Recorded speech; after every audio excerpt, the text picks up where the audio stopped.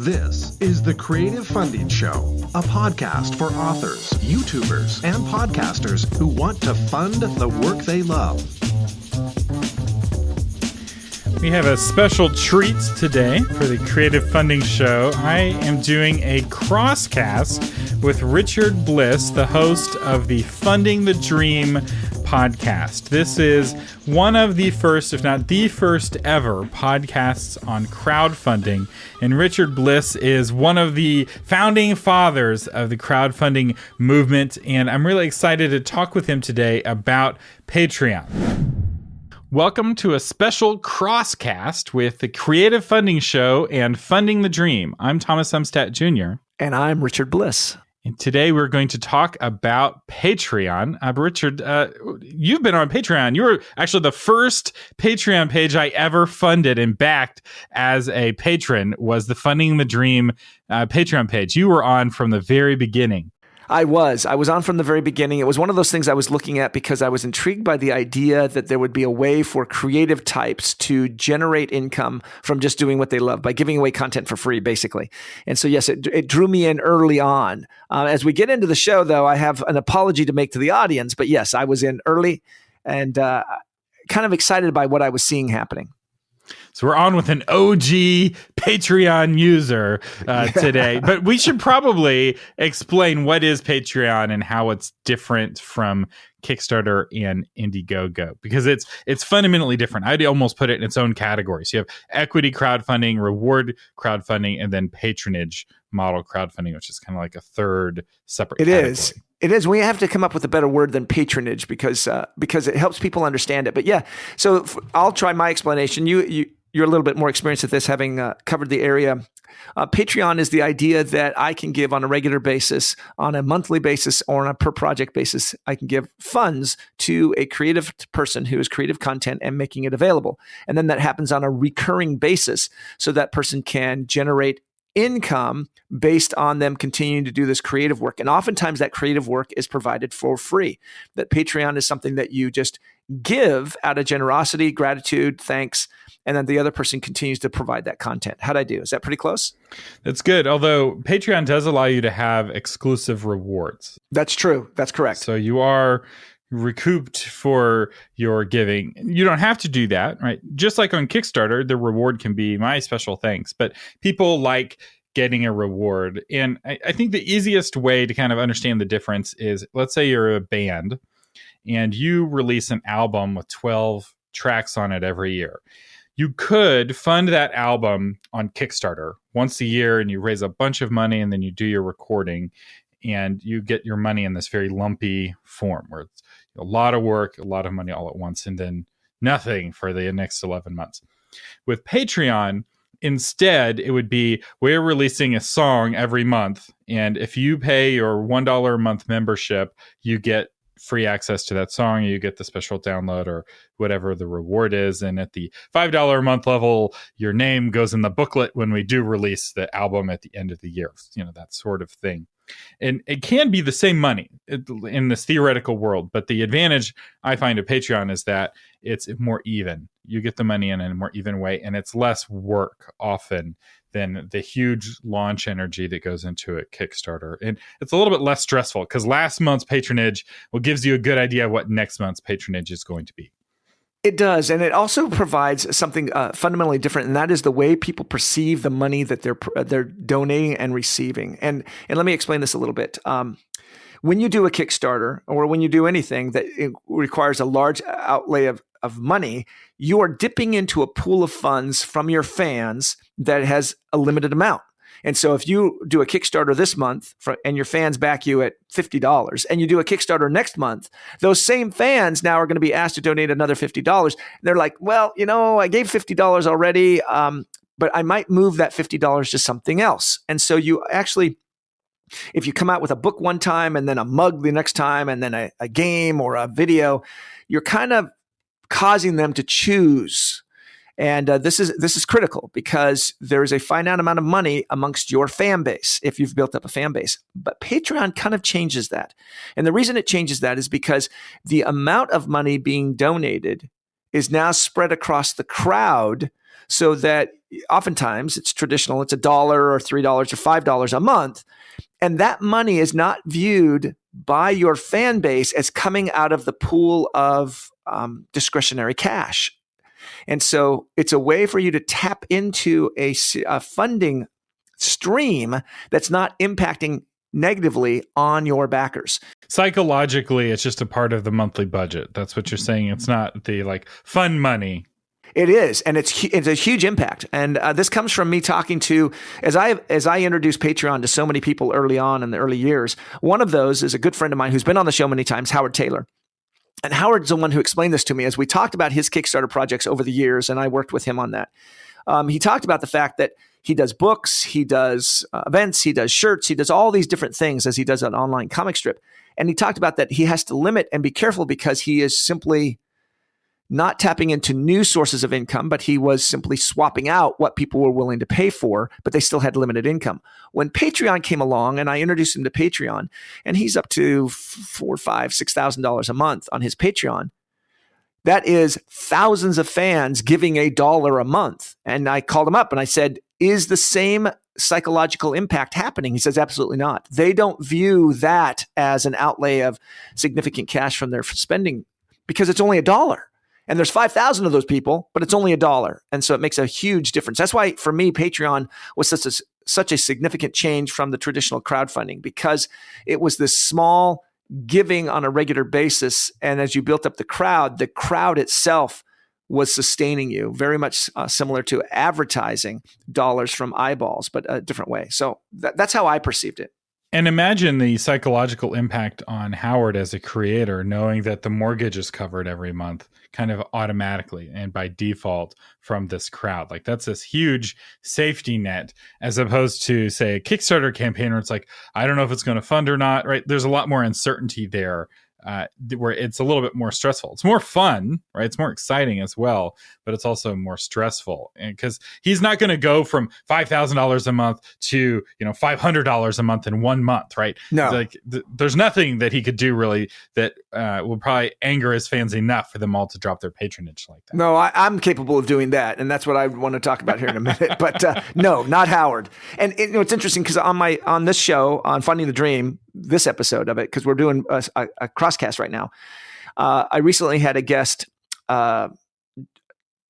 that Jason Massey, who does Dungeon and Randomness podcast. And he quit his job and now does full time as a dungeon master, a Dragons dungeon master, because of Patreon. Patreon podcast is sustaining him so that he could quit his job and make a living doing something he loves. And basically, it's run a D&D campaign through a podcast. Patreon has changed the way that people can look at earning money, and it's changed the way that we recognize giving money back and forth. It's a great name, Patreon, but it is another evolution of the Kickstarter socioeconomic impact that it's having on our society. That's right. And Patreon's not as revolutionary as you might think. In some ways, the idea of attaching the concept of patronage to a membership is revolutionary, but we've had membership plugins and membership websites on the internet for decades now. In fact, on a previous episode of the Creative Funding Show, I had Robbie Jacob Paul from Digital Access Pass. This was one of the very early WordPress plugins for making people pay to get access to exclusive things on your website. Everything that you can do on Patreon, you can do on Digital Access Pass on your own website, if you're willing to do the work, right? Because it's very complicated, it's very powerful, and it requires, setup and configuration. And, it's a weekend project if you're savvy. It's a week project if you're not. Whereas the advantage of Patreon is that while they do get a cut, they have everything set up for you. You just click sign up and you're off to the races. It's a very simple interface. It's simple interface. It's a simple method of providing content, tracking, interactions. It has all the analytics in there. It's a very nice setup. And I think that's why I was attracted. I've been attracted to crowdfunding so early on, is because crowdfunding, as you said, has been around. Passing the plate on Sunday morning at church is crowdfunding, right? So it's been with us in a societal manner for as long as we know. It's just that money and asking and giving are such a taboo subject, have been in our society, that if I were to walk up to you and you knew that I worked in tech and I own a home and I got a car, and then I hit you up for $20 to back my game or my project, in the past, I'd be kind of like, what are you doing? But now crowdfunding like Patreon and Kickstarter and others are allowing us to have a conversation that's very different. I have this passion. It's outside the norm of what I'm wanting to do. Would you support me in that? Becomes a very normal way of doing it. And Patreon's a very easy way of saying, man, it's like clicking the like button. I'm going to click the like button for $1 a month. Okay, that's nothing. And that becomes Patreon. That's why I think the secret of Patreon has been why it's been so successful.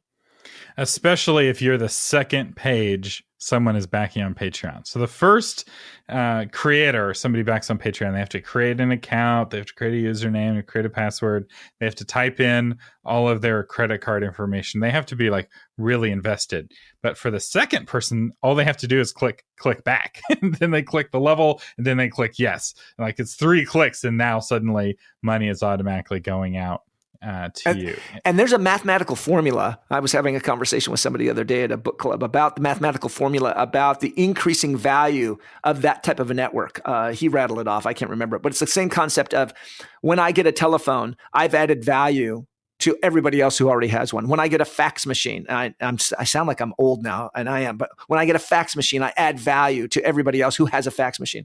And the same concept is that when you get a Patreon, when you get somebody to set up, if you have content that inspires somebody to go through all those steps of put in the credit card and everything, you have brought value to all the other Patreon creators that are out there because you've just lowered the barrier for the potential for them to coming in. So it's kind of this collective bonus that everybody is benefiting from by putting content out there and getting yourself on Patreon. Yeah, it's the square of n-1. That's what it is. Look at that. You're a smart guy. So the square of 1 is 1, or no, it's just the square of n, I think. It's n squared. Yeah, you don't have to add the -1.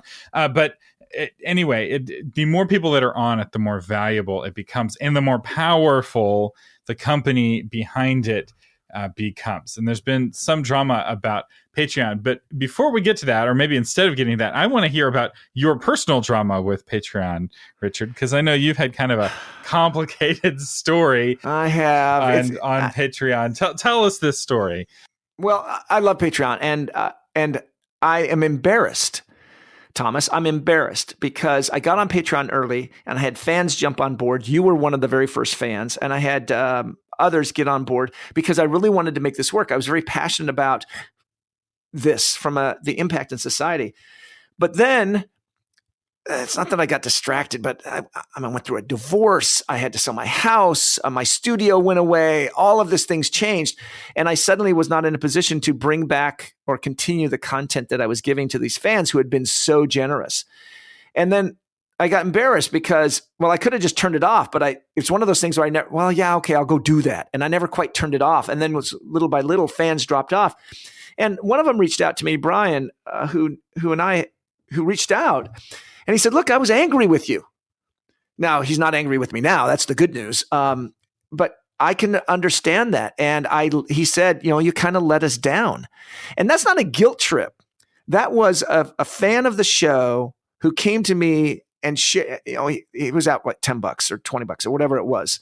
But it was more of a violation of the trust, and that I had let him down. And I recognized that. And so that's where mine comes from, is that as I went through these life changes, I didn't manage the expectations of my audience well. And now I hate to say that I'm back. I feel like an Arnold Schwarzenegger movie, I'll be back. But I'm in a position now to say, I'm sorry.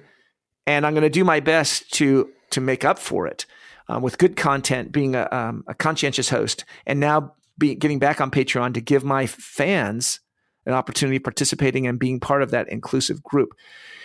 The challenge is, and I'm not saying I'm not going to do it, is that it takes, as you know, it takes a lot of time to stay on top of these things.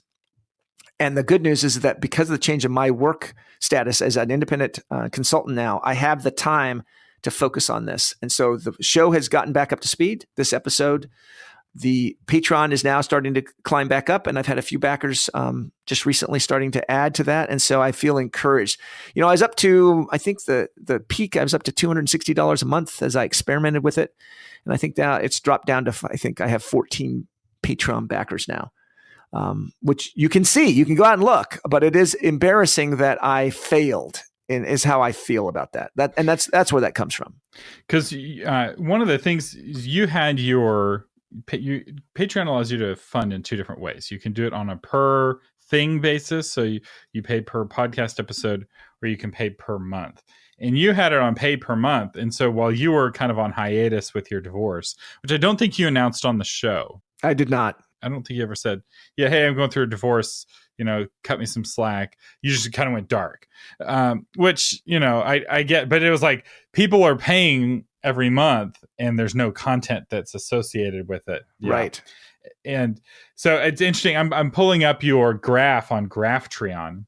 Thanks. I don't even know what that is. All right. So, let me go look. Graphtreon is like it's like the kick track of Patreon. It's the exact same sort of thing. It takes your Patreon numbers and it creates all kinds of cool charts, but it's got some interesting historical data.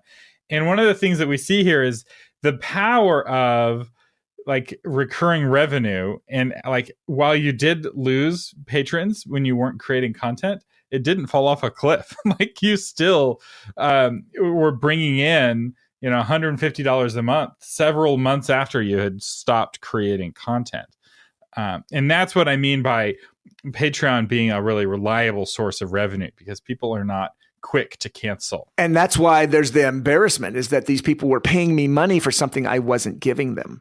And now I have to figure out a way to bring it back. And I think the best way to bring it back is, one, is to be open about how I screwed up, and two, to now go fix it so that I don't screw up again.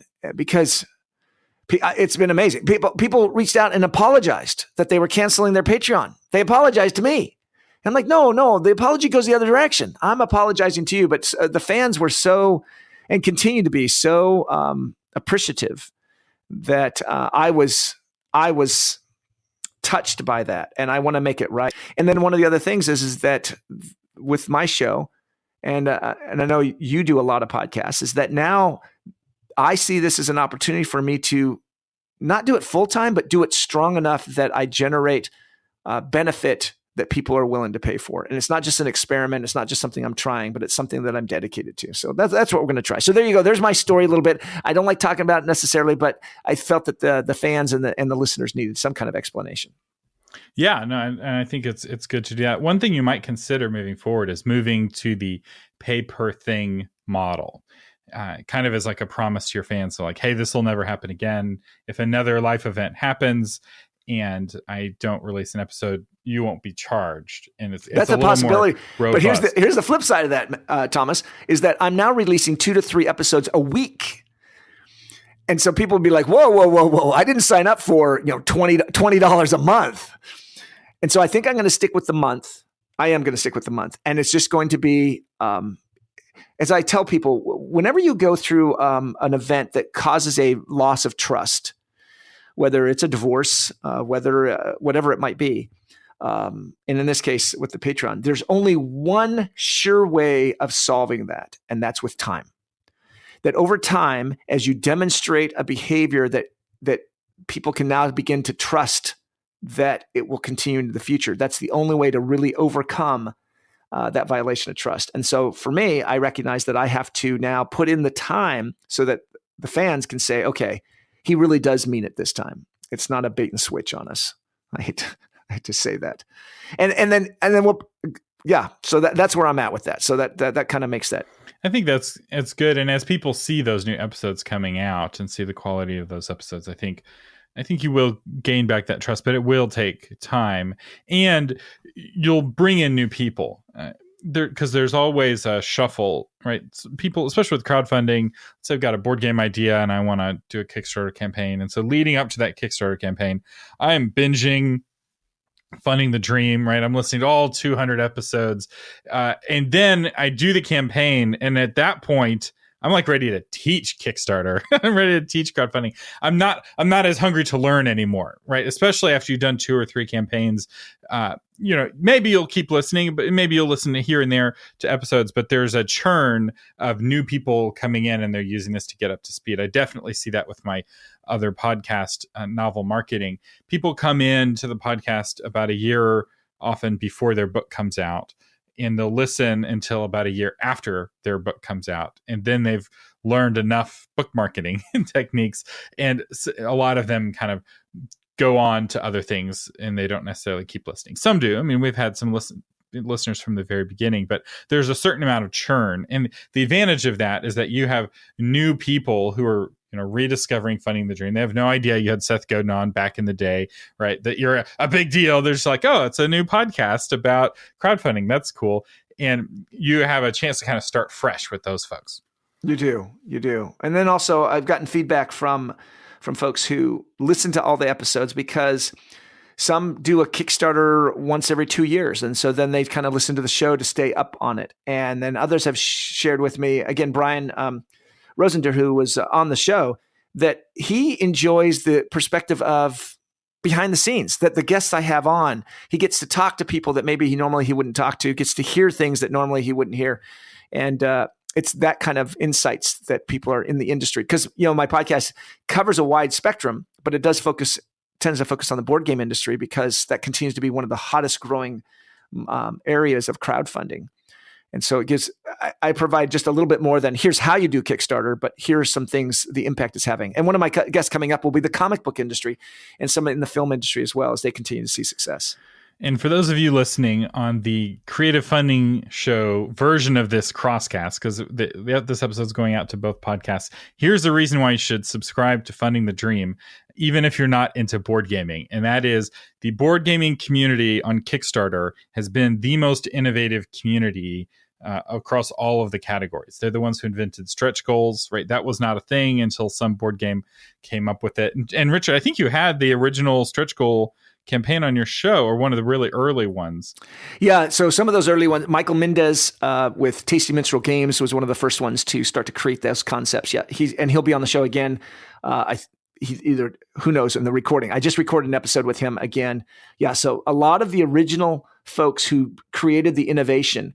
And then when Kickstarter reached out to me and asked me to actually do a Kickstarter of my podcast back in 2012, a long time ago, they confided in me that stretch goals, advertising, a lot of these different things were new to them. They'd never seen anybody advertise a Kickstarter campaign before. They'd never seen somebody doing stretch goals before. So the board game industry continued to innovate and continues to today innovate, as it's, up to $150 million, $160 million last year of funding on Kickstarter. So it continues to be very successful. And then you're also starting to see it with podcasters and board game review people who are using Patreon, again, as a means of sustaining this emerging ecosystem. I call it the crowdfunding ecosystem, or the Kickstarter ecosystem, that Patreon is such an important part of, as you're seeing more and more podcasts and video reviews of board games becoming sustainable or sustained by Patreon. And so you just continue to see this evolution. And it's interesting to see how Kickstarter and crowdfunding have been changed by board gaming. Board gaming has also been changed by Kickstarter and crowdfunding. Absolutely. When I was a kid, I'd go over to somebody's house and they'd have Monopoly and Life, right? Those are the two games, maybe Clue. Now I go over to somebody's house and they have Exploding Kittens. I was like, wait, how did you have Exploding Kitten? How do you know about this game? I was like, oh, well, I saw it as a Black Friday sale on Amazon. I'm like, why was it a big deal on Amazon? Because it had already sold millions of dollars on Kickstarter and had this huge launch for a brand new game that's now become a phenomenon. And it's really shifted the way that people play board games and a number of board games that people own. And I was at somebody's house the other day and they had gotten rid of their TV in their living room, and instead they had like floor to ceiling board game boxes. And I'm like, this is a house I can get behind. Yes. And as we talk about those you're absolutely right, because when we talk about those board games, it is transforming. If you go out on the Kick track, there's about 300 board game projects live every 30 days on Kickstarter. Half of those are going to fund. So 150 new board games on Kickstarter alone every month. And then the industry as a whole continues to bring out 1,000 more games every year. And what's happened is that Kickstarter, the reason I got involved early with this was because I recognized that the inflush of cash and capital into this system, this board game community, was going to have a major transformation. And now you have artists who have quit their jobs and can make full-time jobs doing artwork for board games. You have board game reviewers. You have board game rule editors. You have board game manufacturers, an entire industry in China as they've developed and developed over the years of board game components. You have the game crafter that does board games, print on demand board games, components, all the cards and art and rule books and a map and a board and a box. And you can just hit a button and it'll print the game for you and send it to you. You can upload your own game. This entire ecosystem has come about because of the money that has been made possible through Kickstarter. Because the traditional method of getting a game through your Walmart, your Target, or your local game store is such a constrictive, it's like a blockbuster. You could get access to a movie, but only the movies that were being carried in that store. Obviously, the web has made access possible, but Kickstarter and crowdfunding has made funding possible so that now you have some amazing games. You know, I have a new game, I hate to say it, almost every week in my house. And my fiance's like, okay, you got another one? The good news is she likes them. And if I buy it just right, she opens the box, she likes punching and sleeving cards. And yeah, so, but yes. It's like Christmas because it's a game you bought 2 years ago or 5 years ago that finally shows up and you never know when it's going to come.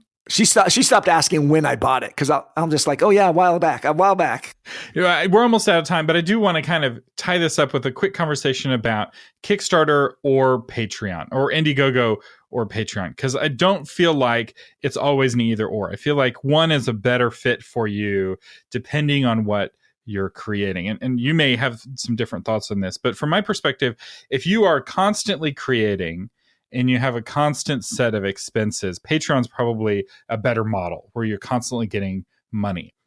So like for a musician who's making constant music or for a podcaster who's releasing episodes all the time, I feel like Patreon makes more sense. Whereas if you have a big lump sum of expenses, right? I'm getting 5,000 copies of my game printed by Panda in China, Panda Games in China, and I need, $100,000 to do that. Patreon's not great for that, right? You're not going to get $100,000 overnight on Patreon, but you could on Kickstarter, where Kickstarter is really good if you like for the big surges, with like if you're releasing a physical good that requires manufacturing into the world. And that doesn't mean you can't have both. And some people do have both. Like they're creating a digital thing, you get the digital thing, and then the print version of that thing goes out on Kickstarter. But I feel like for most people, they're going to do one or they're going to do the other. Richard, your thoughts? My thoughts are, I say this all the time, and that is crowdfunding is not about having a funding problem. Crowdfunding is about having a crowd problem. You can beg, borrow, or steal money. Don't recommend the last one, but you can do it. But you cannot beg, borrow, or steal a crowd. And so the question then is, where does your crowd exist and how do they perceive and interact with you? And if you've got a crowd that has been with you a long term, then, and I learned this from Amanda Palmer watching her TED Talk, give them an opportunity of saying thank you. And sometimes if you're creating content on a fairly regular basis, Patreon's a perfect way for your fans with a minimal impact to them to say thank you, that they're able just to continue to give as you create something. When I did my Kickstarter campaign, I asked somebody who gave me at one of the highest pledges, why are you doing this? And they said, because of the content you provide for free is so valuable, I will pay you money so that you keep providing it for free. That's a great way for you to stop and say, okay, am I providing to a fan base that I can continue to provide for over time, Patreon, or do I have the need of a large influx of capital to be able to create this thing, Kickstarter? And so in some ways, time and the crowd are the two things that will determine whether you're going to look at Patreon or are we going to look at Kickstarter. And I'm going to talk Kickstarter only. Indiegogo, you mentioned it, but I really don't go into Indiegogo. There's some things about it I really don't like. And it's just a personal thing. So I focus on Kickstarter. I focus on, that's where the audience is. That's where most of the folks who listen to my show are focused. And that's why I focus on Kickstarter. Yeah. And one more thing to think about as you're talking about the crowd, which I thought was really good, is another question to ask, especially if you could go either way, right? You're the band that could release a song a month or an album a year, is ask the question, where are my existing fans already signed up, right? So if you're doing board games and you're targeting hardcore board gamers, they already have their credit card information on file with Kickstarter, which is why Indiegogo is not great if you're doing board games. For technology and some other things, and Indiegogo can be really great. And I've had some really good success with clients and with my own projects on Indiegogo, but never for a board game, right? Because the board gamers are exclusively and passionately faithful to Kickstarter. Whereas if you're a YouTuber and you're doing funny YouTube videos, your people probably aren't on Kickstarter and they're not on Indiegogo, but they are all already signed up on Patreon because Philip DeFranco's there and many of the other big YouTubers are on Patreon. And so this, I think, is a good question to ask. In fact, even a survey, right? You send out a survey to your audience. One of the questions is, where do you have an account? And you just check the box. Check the box for Patreon, Kickstarter, Indiegogo, and just find out where they already signed up. Because if they can give you money without typing in their credit card again into a website, it will be a lot easier to get money from that person. Yes, absolutely. Great input. Thomas, we could talk forever. Yeah, we should do this again sometime. I do want to know what you think of this Crosscast, a episode that's simulcast out to 2 different podcasts. Like it, hate it, let me know, and let Richard know. It'd be very interesting if one of our fans bases likes it and the other doesn't like it, but we'll have to figure out what to do at that point. Thank you for listening to the Creative Funding Show with Thomas Umstattd. Our guest today is Richard Bliss, the host of the Funding the Dream podcast, one of the original and one of my favorite crowdfunding podcasts. In fact, when I started Creative Funding Show, I almost reached out to him to see if his name was available back during his hiatus. And big thanks to Richard for coming on the show today.